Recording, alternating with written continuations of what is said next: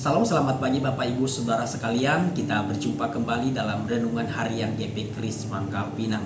Bersama saya Guru Injil Eber. Mari saya ajak jemaat Tuhan menyiapkan hati dan pikirannya sebelum kita mendengarkan firman Tuhan. Mari kita masuk di dalam doa. Bapa di surga, Allah yang mencintai kami, mengasihi kami bersyukur untuk setiap penyertaan-Mu. Sepanjang malam Tuhan sertai pimpin hidup kami, hingga kami bisa bangun dengan keadaan sebagaimana kami ada di pagi hari ini.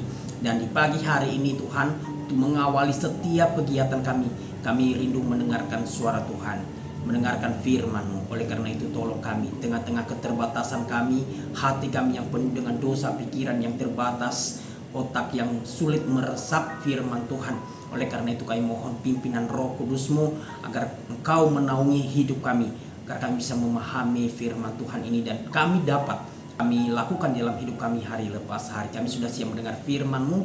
Dalam nama Tuhan Yesus kami berdoa dan mengucap syukur. Amin. Saudara yang dikasihi oleh Tuhan, firman Tuhan hari ini terambil dari 2 Samuel pasalnya yang ke-17 ayat ke-23. Demikianlah firman Tuhan. Ketika dilihat Ahitofel bahwa nasihatnya tidak dipedulikan, dipasangnyalah pelana keledainya, lalu berangkatlah ia ke rumahnya, ke kotanya. Ia mengatur urusan rumah tangganya, kemudian menggantung diri. Demikianlah ia mati, lalu ia dikuburkan dalam kuburan ayahnya. Saudara yang dikasihi oleh Tuhan, ini sebuah kisah yang luar biasa kita renungkan di pagi hari ini. Mungkin kita pernah memberikan saran atau pendapat dalam sebuah organisasi atau dalam sebuah pertemuan tertentu. Dan setiap kali kita berbicara atau kita memberikan sebuah ide, itu selalu diterima karena itu membangun dan masuk akal. Tetapi jika suatu waktu tertentu pendapat kita, pendapat saudara tidak diterima dan dibantah oleh orang lain dalam organisasi tertentu, apa yang saudara rasakan kira-kira? Jika kita adalah orang yang terobsesi pada kebanggaan diri dan merasa bahwa pendapat kita yang paling benar, dan di dalam diri kita tidak ada kerendahan hati atau tanpa kerendahan hati, maka kita akan kecewa dan mungkin saja kita tidak akan sepenuh hati melakukan kegiatan organisasi tersebut karena berdasarkan pendapat atau nasihat orang lain. Saudara yang dikasihi oleh Tuhan, inilah salah satu tokoh dalam bacaan kita tadi, namanya Ahitofel. Dia adalah seorang penasehat raja pada masa itu. Ketika raja melakukan sesuatu termasuk dalam hal perang, maka akan ditanyakan terlebih dahulu kepada dia apa nasihatnya, apa pendapat Ahitofel ini. Dia cukup terkenal pada masa itu, ia sangat pintar dalam hal strategi perang. Tapi sayang sekali dia sangat angkuh, ia tinggi hati.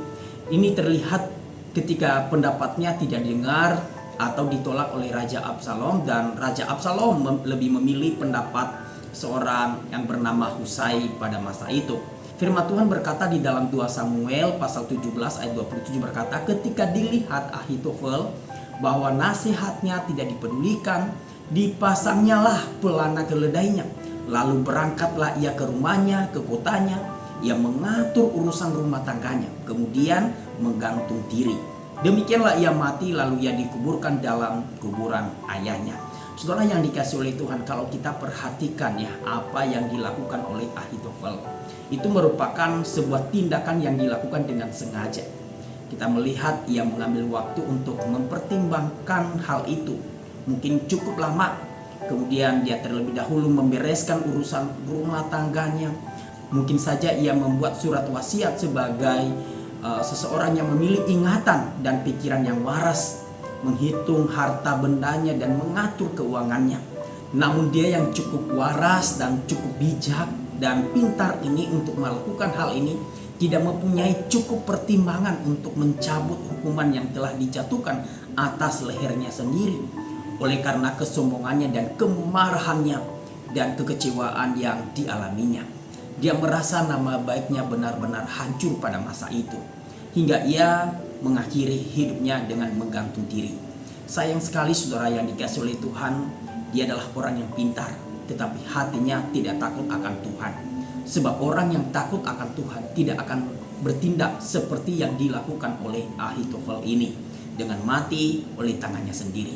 ia putus asa, ia kecewa, ia merasa harga dirinya diinjak-injak, diremehkan, ia merasa dihina ketika pendapatnya tidak diterima. Hatinya yang sombong tidak dapat menahan penghinaan itu. Hatinya meninggi dan membesar, dan semakin sering dia memikirkannya, semakin bergejolak kebenciannya di dalam hatinya, sampai kebencian itu membawanya pada keputusan yang nekat, yaitu menggantung dirinya sendiri, untuk tidak ingin hidup melihat orang lain lebih dipilih daripada dirinya. Semua orang menganggap dirinya sebagai orang yang bijak, tetapi dia menganggap dirinya sendiri sebagai satu-satunya orang yang bijak, orang yang pintar pada masa itu. Saudara yang dikasihi oleh Tuhan, ini sungguh ironis bukan? Matthew Henry berkata, lihatlah betapa orang-orang yang menilai diri terlalu tinggi merupakan musuh yang sebenarnya bagi diri mereka sendiri, dan betapa besar celaka yang akan menimpa orang-orang yang tidak sabar menanggung penghinaan itu.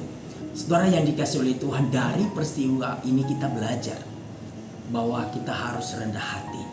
Mungkin ide atau pendapat, nasihat kita seringkali menjadi acuan bagi orang lain, bagi organisasi kita. Tetapi janganlah kita menganggap diri paling hebat dan kita akhirnya sombong. Salah satu hal yang membuktikan seseorang rendah hati adalah ketika ia tidak lagi mendapat pujian atau penghargaan dari orang lain, dan ia tetap melakukan yang terbaik. Mungkin suatu hari saudara menghadapi situasi di mana hati saudara kecewa berat. Datanglah pada Tuhan Yesus sebagai sumber sukacita sejati kita. Dia akan memberikan damai sejahtera bagi saudara, seperti ia datang di tengah-tengah murid-muridnya pada waktu itu, pada waktu mereka ketakutan, pada waktu mereka gelisah, pada waktu mereka putus asa. Tuhan Yesus datang di tengah-tengah mereka dan berkata, damai sejahtera bagi kamu. Kiranya ini juga kita responi, kita teladani, bahwa kita datang kepada Kristus apapun keadaan hati kita, termasuk ketika kita gelisah, putus asa, kecewa dan lain sebagainya. Mari datang kepada Tuhan Yesus. Dia sumber sukacita sejati kita. Kiranya firman Tuhan ini memberkati dan menolong kita semua. Amin. Tuhan Yesus memberkati.